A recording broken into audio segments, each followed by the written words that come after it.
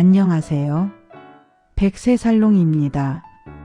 여러분, 오늘은 일본 이야기를 하나 먼저 들려드리고 싶어요. 일본 나가노현이라고 들어보셨나요? 예전부터 장수현으로 유명한 곳인데요. 일본 후생 노동성 통계를 보면 이 지역은 80대, 90대까지 지팡이 없이 걷는 비율이 꽤 높은 편이라고 합니다. 또 오키나와에서는 오키나와 백세 연구라는 장수 연구가 수십 년째 진행되고 있는데 여기서도 비슷한 특징이 반복해서 나와요. 분명히 우리처럼 나이를 똑같이 먹는데 왜 저기는 80대가 되어도 지팡이 없이 다니는 분들이 많은 걸까?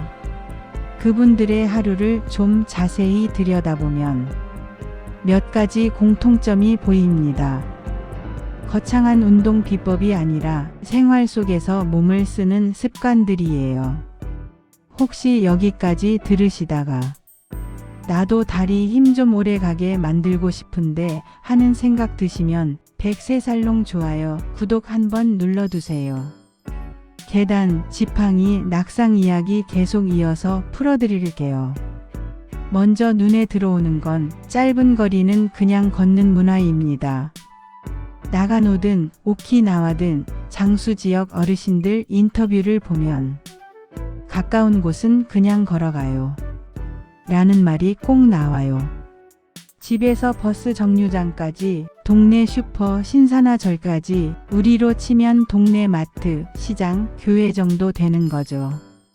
일본 보건성에서 노인 보행을 조사한 자료를 보면 80대 이상인데도 하루 6,000보, 7,000보 이상 걷는 분들의 상당수가 별도의 운동 시간이 아니라 장 보러 다니고 이웃 만나러 다니는 걸음이라고 답했다고 해요.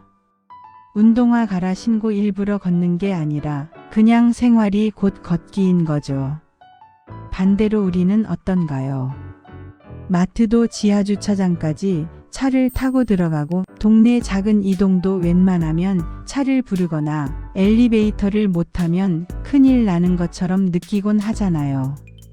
다리 근육 입장에서는 일본 어르신들은 먹을 거리를 계속 공급해주고 있고 우리는 먹을 기회 자체를 자꾸 줄이고 있는 셈입니다. 또 하나 흥미로운 건 집 안 구조와 생활 방식이에요. 오키나와 백세 연구를 보면 오래 사시는 어르신들 다수가 여전히 바닥에 앉았다 일어나는 생활을 하고 있다는 이야기가 나옵니다. 다다미방, 낮은 상, 이불을 깔고 자는 문화 덕분에 하루에도 몇 번이고 무릎을 굽혔다 펴고 허벅지에 힘을 줬다가 풀어주는 동작을 되풀이하게 되는 거죠. 나가노의 시골 마을 쪽도 비슷합니다. 현지 보건소 조사에서 의자에만 앉아서 생활한다는 어르신보다 의자와 바닥을 같이 쓴다는 답이 꽤 많았다고 해요. 이게 바로 자연스러운 앉았다 일어나기 운동이 됩니다. 우리는 어떻습니까? 소파에 한번 앉으면 몇 시간이고 그대로 있고 식탁 의자도 높아서 허벅지 힘 거의 안 쓰고 툭 앉았다가 툭 일어나죠.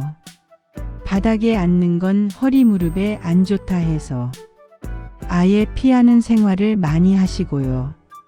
물론 관절이 많이 상하신 어르신들 중에는 의자가 더 나은 분들도 계시지만 대부분의 경우에는 전혀 안 쓰는 것보다는 안 아픈 범위에서 자주 쓰는 것이 훨씬 낫다는 게 여러 노인의학 연구에서 공통적으로 나오는 결론입니다.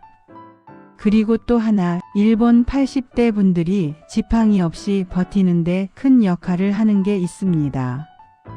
바로 정기적인 가벼운 체조와 모임이에요.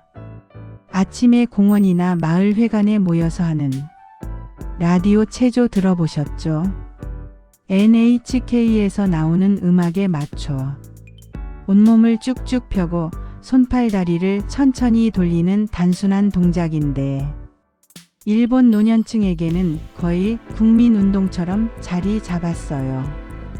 일본 공중보건학회지에 실린 보고들을 보면 라디오 체조나 비슷한 동네 모임 운동을 주 3회 이상 참여하는 어르신들이 그렇지 않은 어르신들에 비해 보행 속도 균형 잡기, 의자에서 일어나기 같은 기능에서 우수했다는 결과가 반복해서 나옵니다.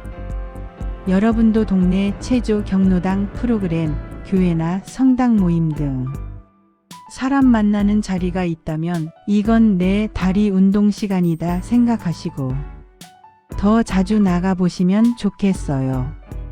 영상 끝에 내려가셔서 어르신이 요즘 참여하고 계신 모임이 있는지도 댓글로 한 줄 남겨주세요. 중요한 건 이 운동들이 힘들고 고된 훈련이 아니라는 거예요. 그냥 동네 분들 만나는 김에 몸이 굳지 않게 살짝만 풀어주는 시간이 수십 년 쌓여서 다리 힘을 지켜준 거죠.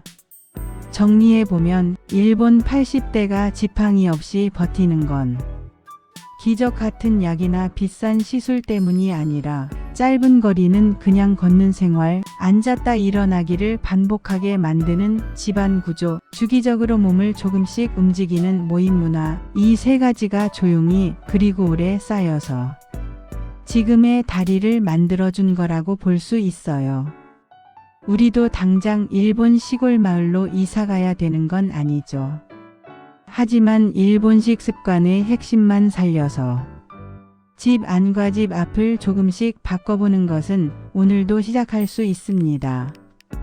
동네에 작은 공원이나 경로당, 교회 마당이라도 있다면 하루에 한 번은 일부러라도 걸어 나가보시고 집 안에서는 의자에만 붙어 계시지 말고 가능한 범위 안에서 자주 일어나 앉았다를 반복해 보시고 엘리베이터 대신 한 층이라도 계단을 써보는 거죠. 여러분, 일본 장수 지역 어르신들과 우리의 몸은 크게 다르지 않습니다. 다만 그분들은 조금 불편하더라도 평생 다리를 쓰는 쪽을 선택해 왔고 우리는 점점 편한 쪽을 선택해 온 시간이 길었던 거죠. 오늘부터라도 나는 지팡이를 최대한 늦추는 쪽에 서보겠다. 이렇게 마음을 한 번만 정해 보시면 어떨까요? 이런 이야기들 도움이 되신다면 100세살롱 구독과 좋아요 한번 눌러주시고 주변 어르신들과도 영상 한번 나눠주세요. 내일, 모레, 내년, 그리고 10년 뒤에 내 걸음걸이가 조금씩 그러나 분명하게 달라질 수 있습니다. 감사합니다.